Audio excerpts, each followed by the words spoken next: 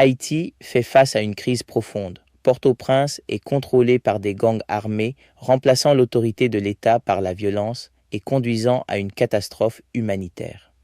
Plus d'1 million de personnes sont déplacées, la famine constitue un risque grave et l'économie est paralysée. Une violence extrême comprenant des allégations de violences sexuelles généralisées et de trafic d'organes est répandue.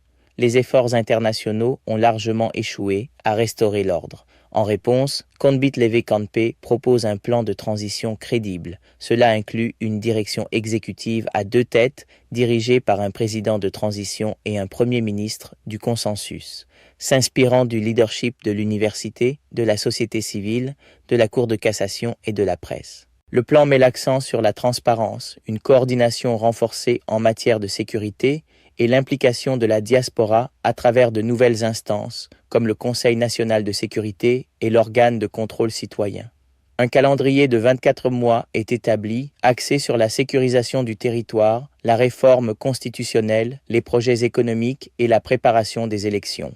Cette stratégie globale vise à restaurer la stabilité et à reconstruire Haïti à travers des rôles clairs comme la responsabilité et la participation citoyenne. Salutations, je suis Samuel. Je serai votre guide pour explorer ce plan révolutionnaire qui met l'accent sur la transparence, une meilleure coordination de la sécurité et l'implication de la diaspora par le biais de nouvelles instances comme le Conseil national de sécurité et l'organisme de contrôle citoyen.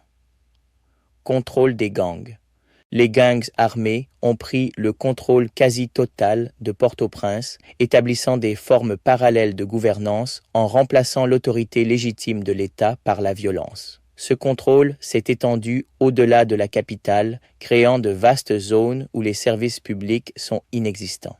Catastrophe humanitaire, déplacements massifs, 1,3 million de personnes sont déplacées à l'intérieur du pays, dont la moitié sont des enfants. Des incidents récents, comme l'attaque du 22 juin à La Chapelle, soulignent la persistance de ces déplacements. Violence extrême. Plus de 4000 homicides intentionnels ont été signalés, dont un nombre significatif de femmes et de mineurs. La violence se caractérise par des agressions sexuelles généralisées, de l'exploitation et des allégations glaçantes de trafic d'organes. Risque de famine. Haïti figure parmi les 5 nations mondiales les plus exposées à la famine, conséquence directe de l'insécurité généralisée et de la paralysie économique. Effondrement institutionnel et paralysie économique. Corruption. Les institutions de l'État sont gravement fragilisées par la corruption et l'influence omniprésente des groupes armés. Évasion de prison. L'évasion coordonnée de 530 détenus à haut risque en mars, dont beaucoup liés à des crimes graves, illustre davantage l'incapacité de l'État à maintenir l'ordre. Stagnation économique. Le commerce légal est étouffé, le terminal portuaire est à l'arrêt, et des biens essentiels comme le riz et le carburant connaissent des hausses de prix drastiques en raison du contrôle des routes commerciales par des gangs. Efforts internationaux et leurs limites. Mission inefficace. Les efforts internationaux pour stabiliser Haïti se sont avérés largement inefficaces.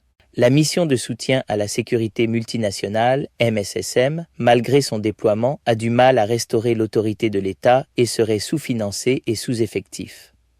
Le Bureau intégré des Nations Unies en Haïti, BINUH, est considéré comme mal adapté à l'environnement hostile, car son mandat n'étant pas conçu pour une paix active.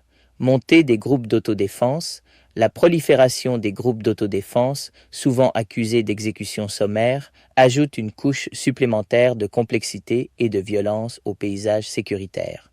Solution proposée par Conbit Leve Canpe. Reconnaissant les échecs du gouvernement de transition actuel, Conbit Leve Canpe propose une transition bicéphale, planifiée et crédible, dirigée par un président et un premier ministre de consensus, issus de 4 secteurs clés: l'université, la société civile, la Cour de cassation et la presse. Les éléments clés du plan comprennent une structure de gouvernance solide, rôle clairement défini pour l'exécutif, ainsi que des organes de supervision et de collaboration comme le Conseil national de sécurité et l'organisme de contrôle citoyen avec un pouvoir de veto suspensif. Transparence et responsabilité accrue, une plateforme de gouvernance numérique pour des informations en temps réel, des audits indépendants et des indicateurs de performance mesurables. Meilleure coordination de la sécurité, un centre de commandement unifié avec une technologie avancée et des liens directs avec les comités de sécurité locaux. Engagement stratégique de la diaspora, création d'un fonds d'investissement de la diaspora pour mobiliser des ressources en vue de la relance économique. Calendrier par phase, 24 mois. Un plan structuré pour la sécurité territoriale, la réforme constitutionnelle, le développement économique et, en fin de compte, des élections générales et le transfert du pouvoir.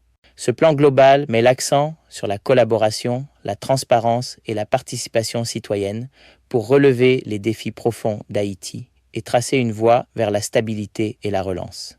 Veuillez contacter Conbit Leve Canpe pour obtenir une copie détaillée du plan à l'adresse suivante combitlevecanpe@gmail.com.